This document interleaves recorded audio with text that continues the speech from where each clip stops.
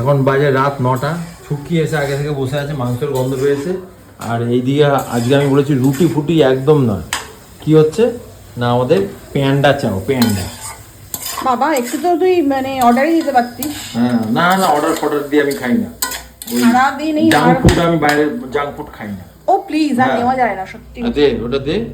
আর এই রেসিপি কিছু যদি কেউ চাও আমাকে ফোন করো, আমি বলে দেবো।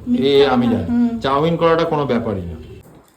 আমি তো চামচেই খাই, ভদ্র মানে সিভিলাইজড মানুষ যেভাবে চাউমিন খায় আর কি। সেই 8:45 থেকে বলছি যে দোকান থেকে চলো বানাও, আমার এত খিদে পেয়েছে না। আর এই যে বানিয়ে দিয়েছি এগ চিকেন, হাত দিয়ে খাচ্ছি।